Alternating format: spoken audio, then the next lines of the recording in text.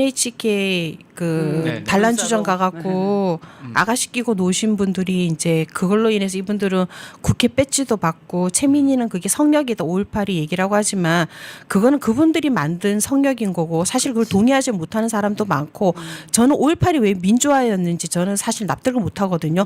왜냐하면 5.18로 인해서 우리가 참정권을 얻은 것도 아니고 우리가 사유재산 제도를 얻은 것도 아니고 우리가 무상교육을 얻은 것도 아니고 실제 우리는 그때 당시만 해도 그냥 공부하고 집을 사고 그다음에 해외 여행 가고 유학 가고 모든 게 다 자유로웠거든요. 그런데 도대체 그게 민주화면 도대체 얻은 것이 무엇인가? 그런데 오히려 이걸로 인해 갖고 우리 아이들은 역차별을 받고 있어요. 취업과 대입시에 있어서 너무나 큰 역차별을 받고 있기 때문에 지금 서울시에 뭐 관공서 있죠. 뭐 구청이나 경찰서 가보면 특정 지역 사람들이 문재인 정권 때 보면 엄청 많아요. 저희가 이제 집회 신고나 이런 걸 하다 보면 서초나 강남 경찰서 많이 가거든요. 여기 용산 경찰서 이런데 그러면 특정 지역 분들이 되게 많으세요. 여기 여의도 이제 영등포 경찰서도 그렇고 그러면 이런 것들을 국민들이 의혹을 가질 때 자신들이 우리가 주장하는 5.18 그 유공자 명단을 이렇게 공개하시고 의혹을 풀어주셔야 되는데 거기에 대해서 입을 대지 말라고 오히려 그 강제하는 법을 만들었는데 실제 5.18 유공자가 1, 2차는 공개가 됐지만 지금 8차 심사 중이라고 하더라고요. 그런데 얼마 전에 진주구 화물연대인 분 한 분 돌아가셨잖아요. 그분은 자신들의 이익을 위해서 노동운동을 했지만 또 어떤 부분은 일을 하고 싶어하는 분들이 일을 하려고 가는 거를 남의 영업을 방해하기 위해서 일을 막았단 말이에요. 엄밀히 따지면. 그런데 불의하게 어떻게 사고가 나서 돌아가셨어요. 사람이 죽는 건 너무나 안타까운 일이에요. 그분도 어느 집의 가장이었을 거고 이거는 충분히 안타깝고 거기에 대해서 어떤 책임이 있다 그러면 법적 책임을 물어야겠지만 근데 이분이 왜 5.18 그 묘역에 가서 묻히는지 우리는 알 수가 없는 거예요. 그래서 우리가 궁금한 거는 이런 분들이 5.18 유공자가 되나? 궁금할 수밖에 없는 거고 그게 왜냐하면 내 자녀 취업하고 직결이 되는 거. 우리 봐봐 이번에 성관이 가족 회사였잖아요. 네. 3,000명 중에 1,200명이 부정 채용이래요. 그리고 이들의 아는 친인척부터 아는 분의 누구 아빠의 누구 이래갖고는 828명인가 878명인가가 그 부정 채용의 가담환자예요. 그러면 3,000명 중에 2,000명이 범죄자라는 얘기예요. 근데 이게 성관이뿐만이 아니라 인국공이라든가 도시철도 있죠. 도시철도도 거기도 가족 채용 회사라고 나와 있어요. 감사 결과가.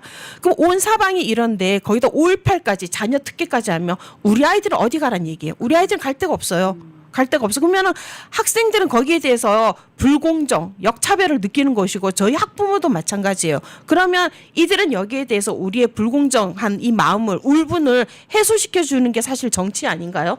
정치는 국민의 삶을 편안하게 해주는 게 정치지. 특정한 자기한테 충성하는 사람만 이게 편안하게 해주는 거는 그건 조직 깡패예요. 그렇지 않아요? 이거는 마피아예요, 마피아. 그런데 그걸 대한민국에서 권력을 잡고 이런 짓을 벌이면 국민은 사실 분노할 수밖에 없는데 거기에서 그 청소년들이 예를 들어 스타벅스란 말이 나왔을 때 걔네들이 탱크데이라고 소리 지른 게 청소년 입장에서는 할 수 있어요. 있어요. 애들은. 스타벅스 가야지. 네, 스타벅스 가야지. 그다음에 한내가 또 탱크데이 외쳤잖아요. 일탈행위지만 그게 청소년이니까 할 수 있는 거예요. 걔가 잘했다는 게 아니라 잘했다는 건 아니지만 아이들은 대통령 욕도 할 수 있고요. 하다못해 뭐 종교인인데도 하나님 욕도 할 수 있어요.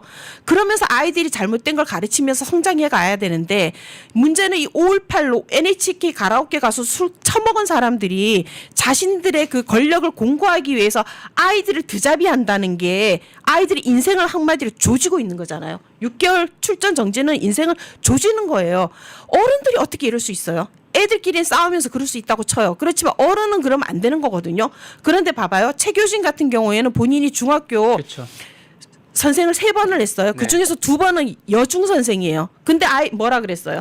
아이들을 알려면은 같이 목욕을 해봐야 되고 자취방에서 술을 마셔봐야 된다.